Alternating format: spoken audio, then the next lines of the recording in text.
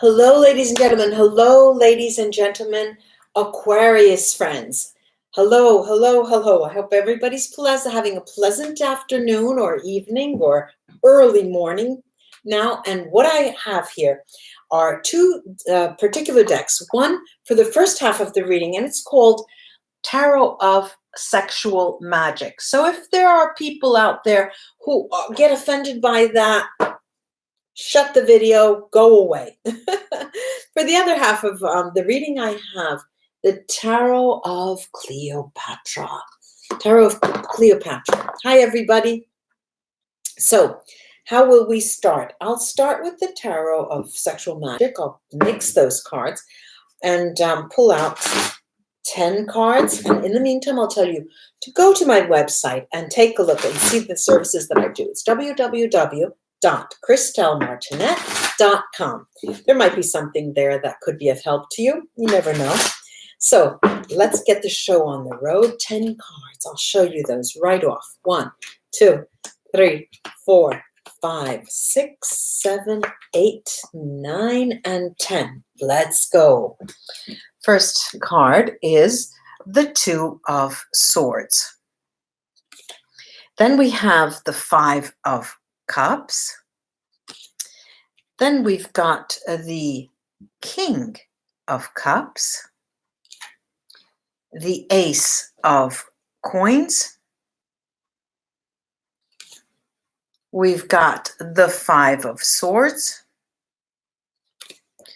We have the Temperance card. We have the Page of Coins. The Page of Swords. Then we have the Queen of Wands, Queen of Wands. Aquarius. Then we have the Ace of Cups, Ace of Cups, and our King of Cups. Geez, some people have all the luck here. What's going on? What's going on? What's going on? All right, now, I'm looking at a month that has you know, there are swords, wands, coins. The only thing that I'm not seeing, the coins, the cups, the wands, coins, cups, wands, they're all 4 suits here, plus a major arcana. This is really interesting. Now, first of all, I'm going to rest my elbows here and take a look at this interesting spread, because I feel like I'm in a chemistry lab, you know, because what I'm looking is a mixture of a concoction of a magical alchemy that spells a month for you, Aquarius, that you probably are expecting. All right, you may be expecting, but I didn't expect this. So what do we have? All right, you enter the month where you are ready. You know, you have been around. The month of May was very busy for you. The month of May saw you interact. There was a lot of interaction, and a lot of decisions being made. Here, you benefit in the beginning of the month, in June. You benefit from the decisions you have made. And what do we see? You start taking decisions. We see you saying, okay, this one, yes, that one, no. This one, yes, that one, no. This one, yes, that one, no. And you're weeding out. You're weeding out people, ideas. You're making very, very quick decisions. Now, I have to say that of the people that you're weeding out, there are a there are a couple of people who just are not sent home, that are not sent out and are, remain with you. And for many of you Aquarians, there's more than one person in your life, more than one significant other. And we could stay and argue months about whether that's possible. But I'm looking at multiple people in your life where you have sort of, let me explain this. You have with Joe, you have a relationship that's highly intellectual. With Sam, you have a relationship that's very passionate. With Lewis, you have a relationship that's extremely jet set centered. You go out on the town often.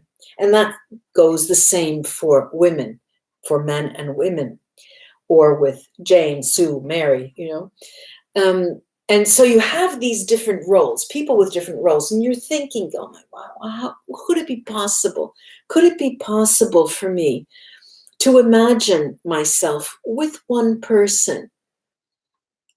And of course, there are people out there of you who are already in a relationship, and you're a long-term relationship. There are older people and younger people. I mean, I run the gamut. The clients that come to me are, the youngest I've ever read for is an 18-year-old. I know a 16-year-old wanted to come, but I just said, wait, it's a little bit too early. I was waiting for them to be at least a voting age, and then I've read for people in late 80s, early 90s. And I assure you, Aquarius, that they all speak about the same thing, And no, it doesn't ever go away. That desire that you have, and the hope, and a lot of people are stuck in a fairy tale imagination mind, But I'm seeing here that you do not want to get out of the month of June without, you don't want to spend the month of June and get at the end and be regretful. This is out of the question. And you do not want to be a person who hurts anyone, and you will not. And so it's a month, it's sort of a turning point, because it just happened that you have a lot of people around you. Some you have interacted with already, some you have not, and some you're thinking about. And so what I'm seeing is that you're going to take time, you're going to play for time, you're going to take time, not to take a step back. You're dancing on the dance floor. You are on the dance floor. You are with these people. But you're testing the waters. Let's call it that way. You're testing the waters. For example, you carry on a conversation with these people and bring them to talk about themselves. And you push the envelope, as they say, push the envelope a little and risk offering some information and asking them, what do they think about it? What do you. And so this is the way, without dragging, literally, I use the word dragging it on, you get to know them more and more. And it puts you in a position of understanding what type of person you really do not want and what person that you do want around you. And this doesn't necessarily only have to be with a significant other. This is with all types of friends. You're very talkative. You reason a lot in the month of June because you feel that you have to get to the bottom of things and understand. And you sort of press people to then talk even more. And you are fairly successful in getting them to talk here. Now, there is a few fire signs in your life, it seems. It seems like there's a fire sign, there's an air sign. A fire sign is Aries, Leo, and Sagittarius. And an air sign is you yourself as Aquarius, Libra, and Gemini. And they're around you. Well, we'll see with the second half of the reading. I'll get to that in a moment. But I see the beginning of something here, the actual beginning, as if you're putting the fire and you're getting all of the wood, and then you're going to light the match and the fire is going to start burning. And I'm seeing that as you want to get it start burning now. And it is the beginning. You know what it's like to just start to feel something. And do I really feel that? Did I really feel that?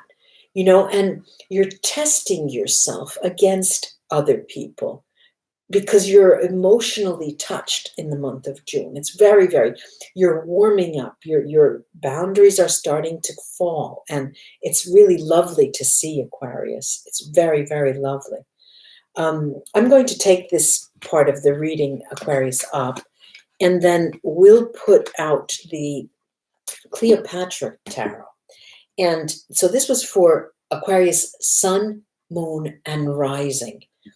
Now, in the other part of the reading here, what I'll do is put out one card for each sign, as I usually do. But I want to remind you that this is not, it doesn't mean that you have to have all of these signs in your life. Of course, I don't, for one.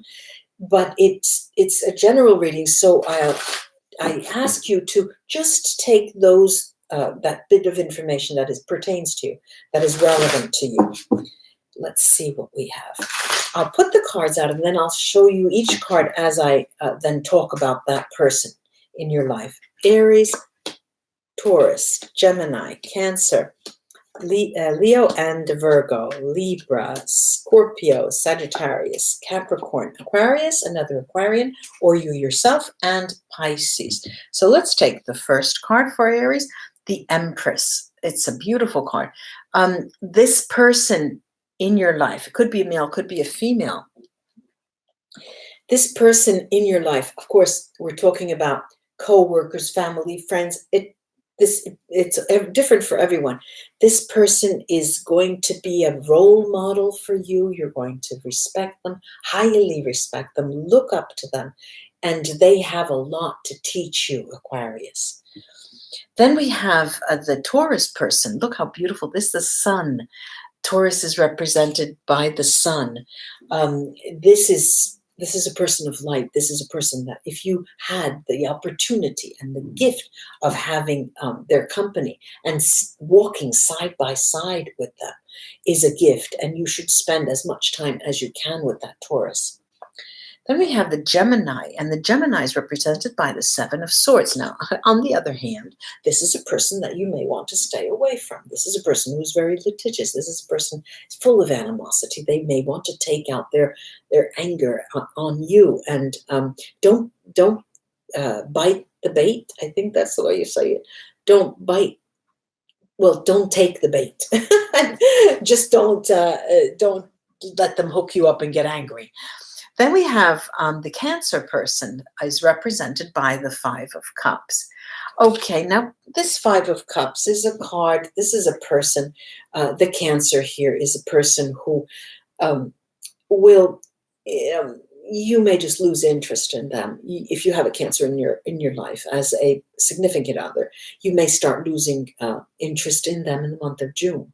If this is a coworker or a friend, this is a person themselves who have a bit of apathy in the month of June. Apathetic they are. Then we have the Leo person potentially in your life is represented by this Five of Swords. Unfortunately, this person is experiencing a moment in relation to you, okay, of regrets in terms of how their decisions that they took with you, the interaction, how they interacted with you, and you may see them moving away from you in this month. Then we have the Virgo in your life is represented by the Six of Cups. How beautiful this is. This Virgo is a person who may be coming back. If you have a Virgo, and if you had a Virgo friend or a Virgo relative or a Virgo companion, this is a person who's coming back. There's a rejuvenation in the relationship. There is a sort of a new glow, a new fire is being lit here. And it depends on you whether you want to spend time with them or not, or whether you are in a position available enough to spend time with them. And then we have the Libra card. And the Libra card the Libra person is represented by the Temperance card. And it's a lovely card representing Libra. It tells you that Libra is a person who is very well-balanced and full of harmony the month of June. And in relation to you is a very good influence, because they also allow you to remember that the world keeps turning even without us, and they have this calming effect on you. Then the card that represents Scorpio, is the Nine of Coins.